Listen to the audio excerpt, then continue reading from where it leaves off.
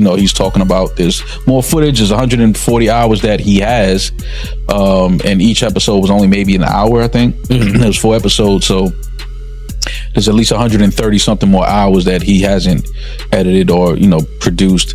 For some reason, Diddy, around the time of his arrest, thought, I know what I'm going to do. I'm going to be exonerated later, so I'm going to film all this, and then I can use it in my big comeback later when I'm not in jail. Didn't work out the way he thought, and it turns out he went to jail for a few years. All right, he didn't get the full amount, but he still got a few years. And 50 Cent somehow managed to pay for the footage off of the videographer. Probably Diddy's worst nightmare, this. It's got to be up there. Now, we're going to get into what's in the actual documentary, and hell, it's something. Anything that surprised you from that footage? The footage, well, I mean, it was really interesting to see his last days of freedom. When Netflix released Sean Combs' The Reckoning, many viewers sensed something was off almost immediately. The subject matter was heavy. The allegations were serious. The timeline was deeply unsettling. And yet, there was a quiet feeling that something was missing. Not facts, but moments. Not accusations, but reactions. The story felt carefully framed, edited, even softened. That's when rumors of unreleased footage began to circulate. According to insiders, the documentary had access to far more material than what ultimately made it on screen. Footage that didn't just explain what happened, but captured how Diddy reacted as everything around him began to collapse. This wasn't old archival content. It was filmed just days before his 2024 arrest, at a moment when pressure was at its peak. What makes the situation even more unusual is who stood behind the documentary: 50 Cent, a longtime rival who has never hidden his feelings, and Gene Deal, a man who once stood beside Diddy for years. That pairing alone raised eyebrows. But when legal threats followed the documentary's release, it became clear something deeper was unfolding. Netflix maintains that all footage was obtained legally. Diddy's team claims private material was stolen. 50 Cent hints that far more remains unseen. And Gene Deal insists this is only the surface. So the real question becomes simple. What did Netflix choose not to show, and why? For some reason, Diddy, around the time of his arrest, thought, I know what I'm going to do. I'm going to be exonerated later, so I'm going to film all this, and then I can use it in my big comeback later when I'm not in jail. We need everyone to believe you did nothing wrong. It kind of takes away from when the lawyer is out in public saying, yeah, my client is completely innocent, and now he's showing the behind the scenes where he clearly didn't think he was very innocent. Or any of these girls. He doesn't give a fuck about anyone. It's save yourself mentality, and it's crisis mode. And you can see on his face, we know he's got a problem. This is at an all-time high of his taking, surely, because he has stressed stuff. The most talked about footage centers on the final days leading up to Diddy's September 2024 arrest. This was not a man unaware of the danger around him. This was someone who knew the walls were closing in. Cameras reportedly followed him through meetings, phone calls, and private moments that were never meant to be seen by the public. One clip, now widely discussed, shows Diddy in a hotel room, speaking on speakerphone with his lead attorney. His voice is low and controlled, but his words carry weight. He admits they are losing, not struggling, not delayed losing. That single admission changed everything. Powerful figures rarely speak that way unless their options are disappearing. According to reports, the conversation quickly moves beyond legal defense and into reputation management. There are discussions about controlling the narrative, shaping public perception, and turning to people experienced in the darkest corners of media manipulation. This is why Diddy's legal team responded so aggressively. They argue these were private strategy discussions, never intended for public release. They claim the footage crosses a line. Netflix disagrees. So does 50 Cent. What makes this footage especially unsettling is not just what is said, but when it is said. It was recorded before the arrest, before the handcuffs, before the courtroom. It captures raw awareness, the realization that power, money, and silence may no longer be enough. And once viewers understand that this footage exists, it becomes difficult to believe what appeared on screen was the full story. One of the biggest mysteries is how this material ever left Diddy's control. According to reports, he had been working on a personal documentary, filming himself extensively. He wanted his own version of events, preserved possibly for future release, or to protect his image. He didn't have the power to do anything, but they used his name to push the whole documentary, and that's what it was about. So that's why you don't see a cameo other than the the pictures they used of me on the film in the documentary. I got like 3 or 4 pictures in the documentary that I seen of myself. You know, some people say they saw more, but I know three different times where I was certain places that you could actually see me in the documentary, and that's the only thing you're gonna get. But the stories that they told in the documentary, bro, come on. They could have went a whole lot deeper. They could have did a whole lot more. So I ain't in the documentary because that lady that was the director, I think, what's her name? Alex, you know, Alex State, you know her name, Mighty? Yo, Mighty, just give me 1 second. Give me 1 second. I'm gonna look this up, all right? Okay. Her name is Alex Stapleton. The director that I spoke to was Alex Stapleton. She was the one told me that she was the director, she was the producer, whatever, this, that, and the third, the whole 9 yards, and she was talking mad greasy to me. And listen here, it's no my after you talk that kind of talk to me, it's no amount of money she could have paid me anyway for me to get in there. You know, my story is more too valuable, you know, getting in depth with this whole stuff, and it would have helped that documentary a whole lot. You know what I'm saying? In actually, they used all the stuff that I told them and did it the way that I was saying do it. Tim Dog started off with the childhood with Puff and the whole 9 yards. Kirk Burrows do the business part, but they was trying to put people in there like Mark Curry and other people to talk about the streets or what was going on, you know, a certain thing. But Mark can only say so much, you know what I'm saying, because he was an artist. You know, so he wasn't with Puff like I was with him during that time when we was running back and forth here and there and the whole 9 yards. So, you know, Miss Alex Stapleton is the one reason why I'm not in the documentary, but it's all right with me. I've been in a lot of documentaries. I did The Shine, I did the A&E, I did the Discovery Channel, I did the Fox. You know, I've been in a whole lot of different documentaries. And I'm always on the art of dialogue. So the people been getting most of the information from here anyway. Yeah, man, you always on here, man. Always got to bring you on. So with that being said, man, I want to get right into the documentary, man. How you feel about the documentary, man? The behind the scenes footage, they got a Diddy leading up to him getting arrested. How you feel about all that, man? Well, what I feel about the documentary, they left a whole lot of key things out. If they was going to do something and they're going to say in the reckoning of Sean Combs, the reckoning, or Diddy, the reckoning and stuff like that, it should have been a lot of people that we lost because of him.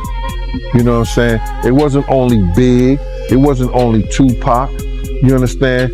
For the atmosphere that he put those kids in, you got a guy named Anthony Wolf Jones, who was from Bad Boy, from its conception as doing security and being one of the financiers of Puff having to have some money to keep Big and Craig Mack around before he got to Clyde Davis.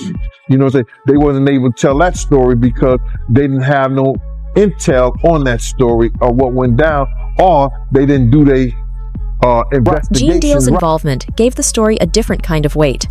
As Diddy's former bodyguard, he has repeated one claim again and again. Nothing around Diddy happened without cameras. According to Gene, recording was routine. Meetings were filmed, events were documented. Even moments meant to feel private often weren't. Not for safety, not for memories, but for control. Gene has hinted that Diddy believed documentation was protection, evidence of consent, evidence of presence, evidence of power. But documentation cuts both ways. Once it exists, it can outlive loyalty. When Gene Deal spoke about unreleased footage, he didn't sound shocked. He sounded unsurprised, almost calm, as if he had been waiting for this moment all along. Everybody want to say that 50 Cent did the whole documentary. He was responsible for doing the whole documentary, what goes in there and what goes out of there. And I don't believe that. And I don't believe that he's responsible for everything that goes in there. I don't believe he's responsible for everything that goes out of there. Guys want to say that he's snitching, you know what I'm saying, because he's telling his truth about what went down and what he saw or what he heard or whatever like that. I don't know how to love my enemy. And if I gotta put out the truth about something that he was doing and is wrong, and that was wrong, I don't have no problem with that shit. Not a problem at all. Keep doing it. Maybe enough men come out and speak out on some bullshit. You know what I mean? Yeah, and they're saying that Diddy's family is preparing a $1 billion lawsuit over this documentary. I think they dropped it already. I don't think they ain't gonna have a chance, because before you put something out like that, they're gonna dot their I's and cross their T's. They're gonna make sure everything is in place.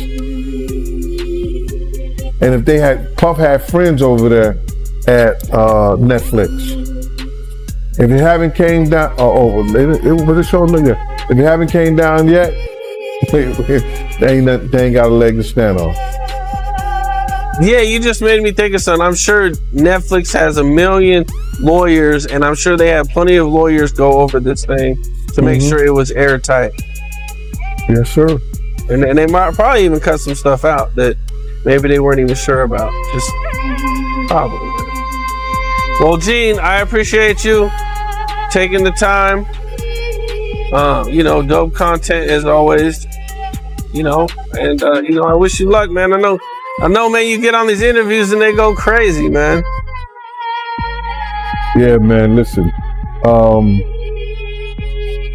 A lot of people want to, come at me, and everybody want to find fault at 50, find fault in me, find fault at anybody who's speaking out against the evil that's been going on.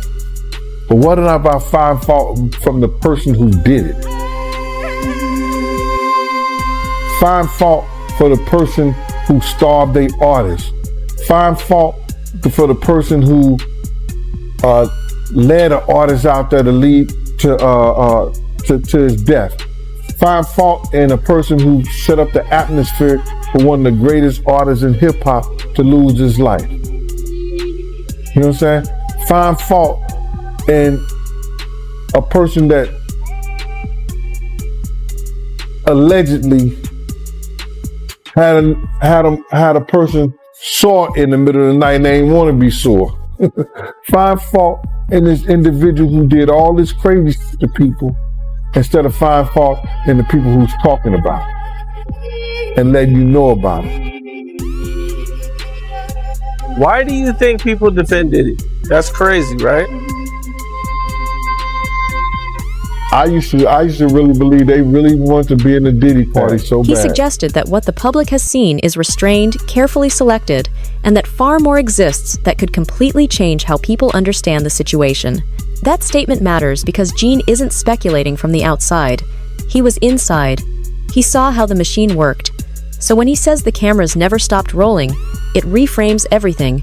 It suggests the Netflix documentary isn't exposing hidden secrets. It's only opening a door that was always there. And behind that door may be far more uncomfortable truths. Netflix has confirmed that not all footage was used. That admission alone is revealing, because platforms rarely say that unless the unused material is sensitive.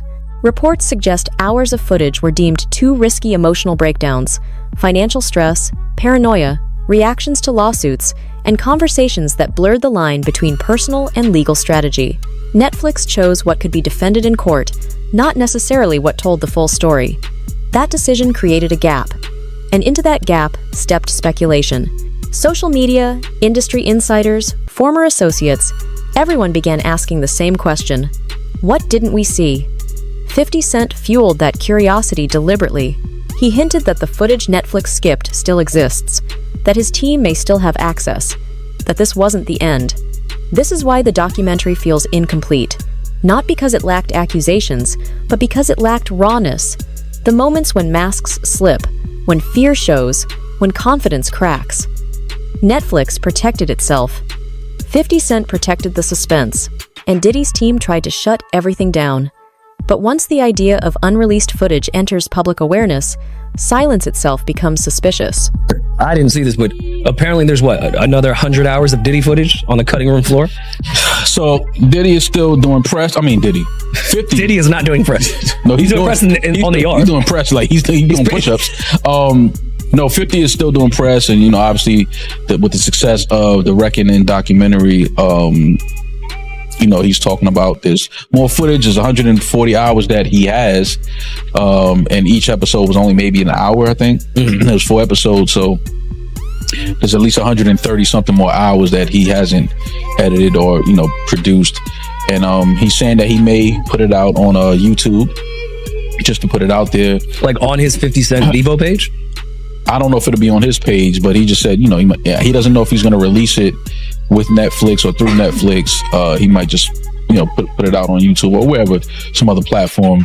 But the one thing that he said that was interesting is, he said, because you see people out here trying to, say, oh, the documentary can paint a narrative, this and the third. And his words were, if you see the rest of this footage, there will be no more, kind of like, oh, you can paint this narrative. It's pretty clear cut. The things that are being said in the documentary, the things that he still can't believe Puff, because he says that a lot. Like, he can't believe Puff actually recorded all of it. Yeah. But I mean, so why does 50 not put that, if it's that damning and that crazy, why not put it in the doc? I don't know why. I don't know why he didn't put it in the doc. Maybe, the stories, maybe he had more people that he would need to interview and have sit down for the documentary to kind of go through those stories that are in there. It could be a number of reasons, but the fact that he has over 100 hours of footage of personal footage and things like that leading up to the case, because the story is Puff felt like he was going to win the case, and that this was going to be footage for his documentary that he would have released, the redemption, after the trial was done and things like that. So the amount of things that he probably was recording, just going off of the fact that he felt like they were going to win the case. And this is my footage and these guys aren't going to put it out. Like, all the crazy we're going to take out. But I mean, even I did see who I think was the director of what Diddy was trying to do, had mentioned that he was on vacation or was out of town and had someone fill in for him. And that's the only footage that made it to the doc, because that guy sold it. So maybe that director didn't pay the person to fill in, so he owned the footage and was able to give it away. But maybe all this other footage, 50 doesn't have permission to put out. Like, he could have it, but the director's like, no, this is my footage. Like, you got the other because I had my mans fill in for me for 3 days, and he has that footage now. So maybe that could be it. But I mean, I don't know. I feel like 50 is so petty that if it was that crazy, he would have just put this in the doc. But who knows? I don't even want to speculate what is on the 100 hours. After Lil Rod telling me what was going on, I don't know if I want to see it visually. I mean, and for 50 to say the footage that's on there is it leaves no more room for people to kind of say, oh, the narratives are being created, it's false. For 50 to say that, I mean, we can only imagine the footage that he's seen. What makes the unreleased footage so dangerous isn't just what it reveals about Diddy, it's what it suggests about the industry as a whole. Because if one powerful figure documented himself this extensively, it raises an uncomfortable question. How many others did the same? For years, cameras in elite spaces weren't just for memories. They were currency. Footage created loyalty. It enforced silence. It generated fear. People behaved differently when they knew everything was being recorded, even if they didn't fully understand why. If the unreleased material truly captures legal strategy, emotional collapse, and behind-the-scenes maneuvering, then it becomes more than personal evidence. It exposes how power operates when it feels threatened, not through public statements or polished interviews, but in raw, private moments. That is why legal teams react so aggressively. How you feel about the documentary on Diddy? And you and 50, what's going on between both y'all? Me personally, the documentary was incredible, man. Shout out to 50, man. But I know you and 50, y'all got something going on, man. Indeed. So originally, when I heard about the Reckoning of Sean Diddy Combs documentary that was produced by 50 Cent, I wasn't going to watch it. And I wasn't going to watch it because, quite frankly, I had grown a little tired of the Diddy case. I had followed it, I had studied it, I had researched it, And at this point, the man was sentenced to 50 months in jail, I believe the time was that the feds gave him. There really wasn't much left to talk about. Everything had already been put out there, all the hours of testimony, hundreds of hours of court proceedings. It was nothing else to talk about as far as I was concerned. And then people kept texting me. They said, Dr. Umar, you got to see this, you got to see this, you got to see this. So one night, I can't go to sleep. And I decided to go ahead and watch it, and I watched all the episodes. I will say that it appeared to be very well researched from the point of view that 50 Cent wanted to portray. I don't think it was balanced in that you didn't hear anything positive at all about the man, when in fact, despite the horrendous deeds, which cannot be excused at all, I still think it would have been a little bit more credible if it was a little bit more balanced. But with that being said, the documentary was done. And after watching it, well, the first thing I'm going to say is 50 Cent does a good job with documentaries. Putting the fact that I did not appreciate a black man kicking another black man who's already down, putting that to the side, he did a good job with the documentary. Like, I could see 50 Cent doing more of these. Now, I was on a stream here in Philly a couple weeks ago with a young brother, and the question came up, and I said that, in my opinion, watching that documentary was an exercise in self-hatred, because it was. Whenever black people tear down black people, especially when they've already been torn down, it's self-hate, because we never show that energy with no other community. We have been done wrong so much and so often by Caucasians, and yet we never do a documentary on them. Do you realize, Art, there hasn't been a single documentary done on the police who have unalived all of these innocent, unarmed black people? Where's the documentary on the police officer who killed Tamir Rice? Where's the documentary on the police officers who murdered Breonna Taylor? Where's the documentary on the police officers who murdered Sonia Mancy or Sandra Bland or Freddie Gray or Philando Castile or Alton Sterling or Amir Pope? Look at all of this that has been done. This isn't just about one client, it's about precedent. Because if footage like this can surface, then years of carefully managed reputations suddenly become fragile. Industry insiders understand that. That's why reactions have been so quiet. Why statements are so vague. Why former allies distance themselves without explanation. Silence isn't confusion. Silence is calculation. The fear isn't that people will judge past actions. The fear is that cameras captured truths that were never meant to be acknowledged publicly. Conversations that reveal how narratives are shaped, how accusations are managed, and how influence moves behind closed doors. If that footage ever surfaces in full, it doesn't just change one story. It forces an entire system into the light. And that is what truly frightens them. This story is no longer just about a documentary. It's about who controls the truth when power collapses. Cameras were once used to protect an image. Now, those same cameras may be the very thing that exposes it. 50 Cent and Gene Deal didn't just bring footage forward. They challenged the idea that influence guarantees silence. Netflix showed part of the story, but not all of it. And the public knows that now. The most unsettling part isn't what has already been shown, it's what may still be hidden. Footage locked away, sealed, unreleased, waiting. Because once people believe there's more, they stop trusting what they see. So the real question isn't whether more footage exists. The real question is this: if it ever comes out, will it confirm what people already suspect or reveal something far worse than anyone expected? Let us know what you think in the comments below. If you enjoyed this video, hit the subscribe button so you don't miss any future uploads. And until then, fam, keep it real.